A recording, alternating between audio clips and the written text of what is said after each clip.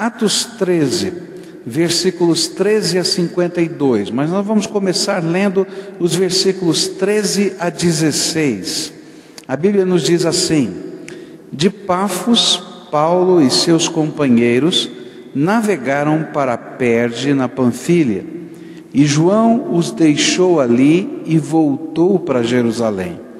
De Perge prosseguiram até Antioquia da Pisídia, e no sábado entraram na sinagoga e se assentaram.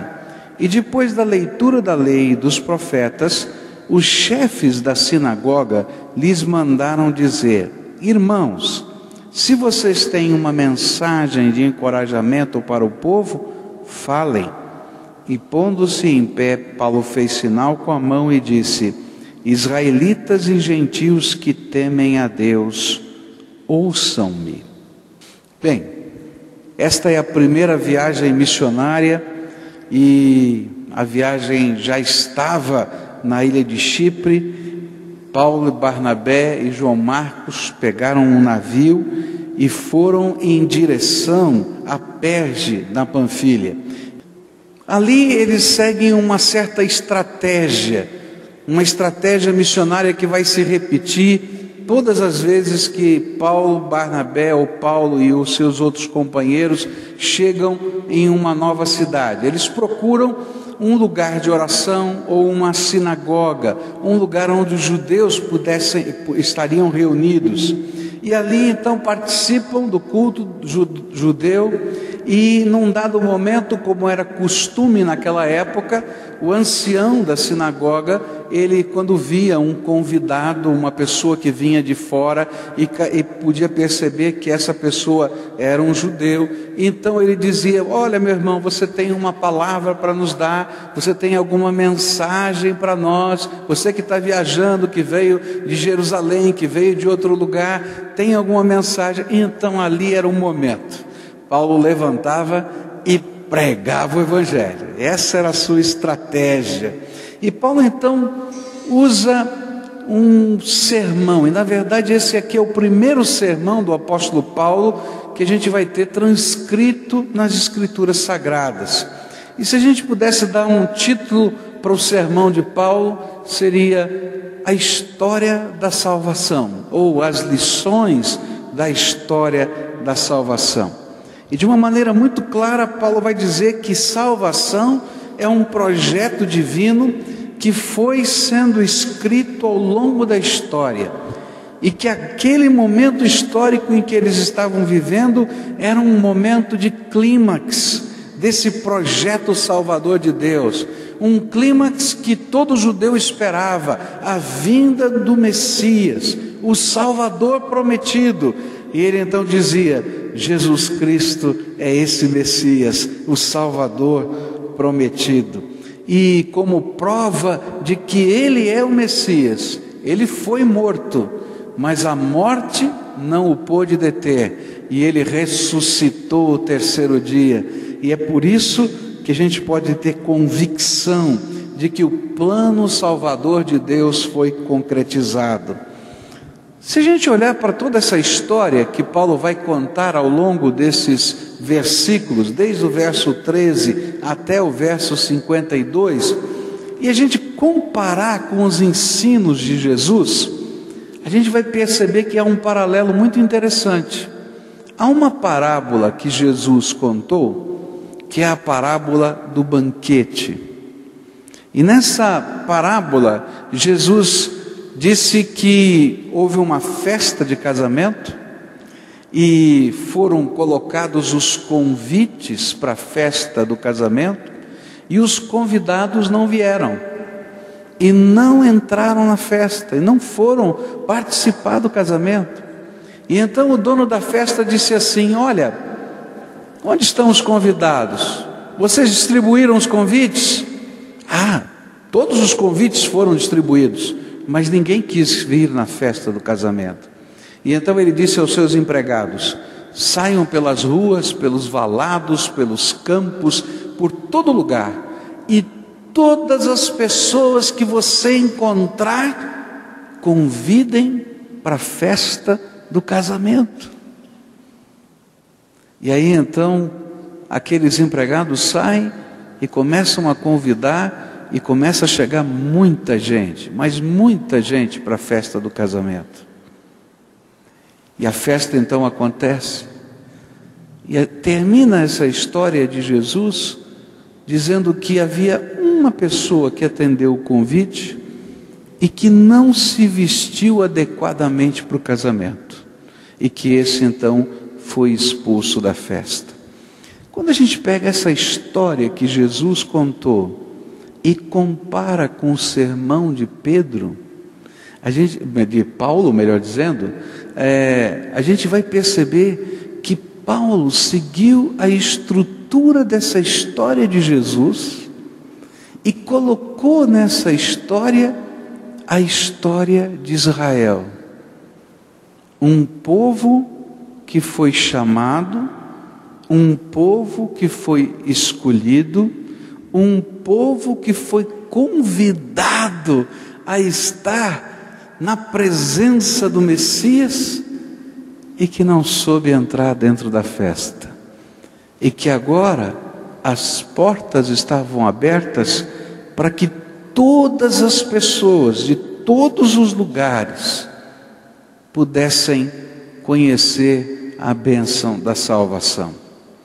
Quando a gente olha para esse contexto todo, a gente vai descobrir que o apóstolo Paulo tem um cuidado especial em montar a estrutura do seu sermão, tentando nos mostrar o que impediu e o que tem impedido o povo que foi chamado por Deus de tomar parte da bênção que Deus preparou para esse povo. E é sobre isso que eu quero falar hoje com vocês.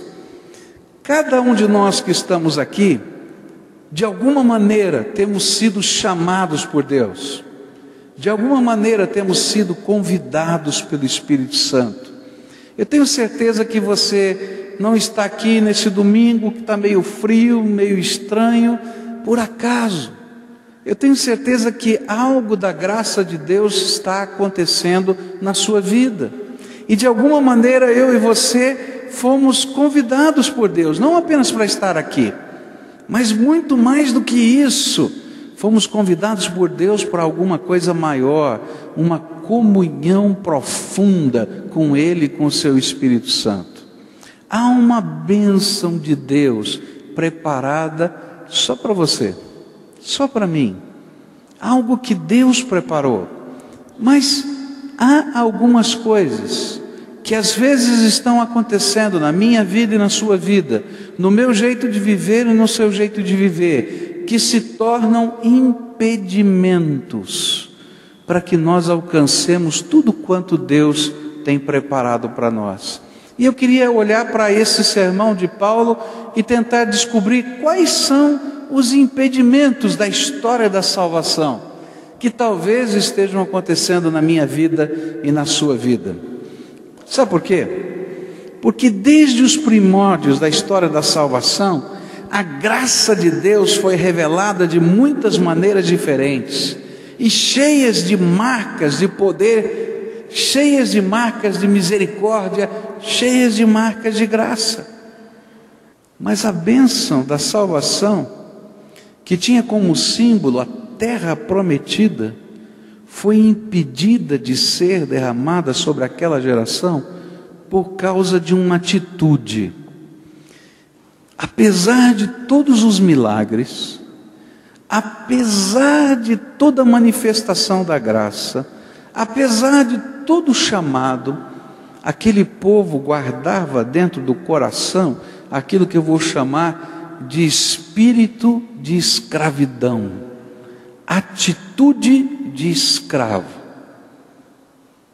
E aquela atitude de escravo dentro deles os impediu de receber bênçãos maiores. Deus havia prometido uma terra que emana leite e mel, mas aquela geração não pôde chegar lá, porque a bênção foi impedida por essa atitude de escravidão. Havia 3 coisas na atitude de escravidão que se demonstravam e que Deus não podia abençoar.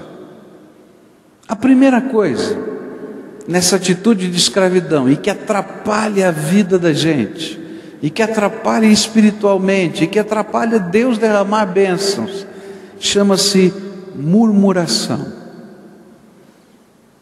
Um sentimento que Deus olha como ingratidão, e que se revela pela reclamação constante de tudo quanto Deus está fazendo.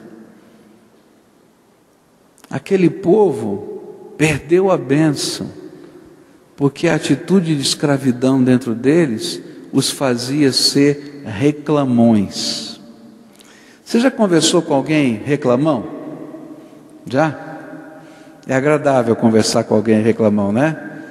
Como é que a gente fica? Reclama de tudo, da vida, né? Da comida, dos parentes, do governo. Se faz sol é porque fez sol, se está chovendo é porque está chovendo. Já conversou com alguém assim? O que a gente tem vontade de fazer? Fala a verdade. Hein? Qual é a vontade que a gente tem? Sair de perto, ir embora, não é? Eu quero dizer para você que Deus também não se agrada quando nós temos essa atitude de escravidão, onde a gente não pode reconhecer o que Deus está fazendo. Meus queridos, muitas vezes na nossa vida nós estamos perdendo grandes bênçãos de Deus, porque apesar de pisar sobre os milagres, a gente não é capaz de enxergar o Deus dos milagres.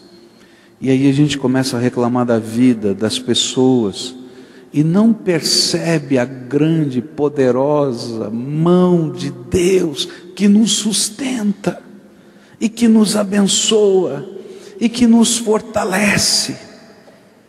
E começamos a reclamar.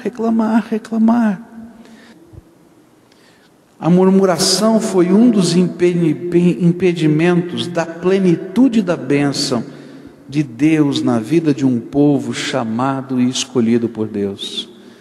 E Paulo estava dizendo assim: olha, Deus tem preparado uma grande bênção, mas no passado os nossos pais perderam a bênção, e no presente os seus filhos, que somos nós, estamos perdendo a mesma e a maior de todas as bênçãos, da mesma maneira. Hoje eu vim aqui para convidar você a lançar fora do teu coração o espírito de escravidão e pedir perdão a Deus pela murmuração, por reclamar tanto e não perceber os milagres de Deus. Há um hino antigo, né, que diz: conta as bênçãos, conta quantas são, e ficará surpreso, não é? De ver tudo quanto Deus está fazendo. Gente, Deus está agindo todo dia,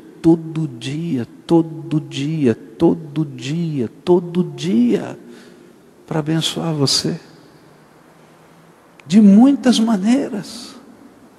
Eu não quero dizer para você que não exista deserto, eu não quero dizer para você que não exista batalha, luta, eu não quero dizer para você que não existe confrontos na nossa vida, mas o que eu quero dizer para você é que Deus é por nós, e que não adianta você querer copiar o jeito e o método dos outros, porque eles não funcionam para nós. Aquilo que prestava para os egípcios, Deus estava dizendo: não presta para o meu povo. Para com isso. Para de colocar a tua confiança em pessoas, em coisas, em metodologias, em lugares, em instituições. Confia em mim, eu sou o teu Deus. E não adianta querer colocar o meu nome nessas coisas, porque eu não compactuo com elas. O que eu quero, meu filho, é que você aprenda a andar por fé. por fé, numa crença santa de que eu sou bom, de que eu me interesso por você e que as minhas promessas são verdadeiras e santas. E aí a gente passa pela primeira estação nessa jornada bonita da história da nossa vida que Deus está escrevendo conosco, que se chama salvação.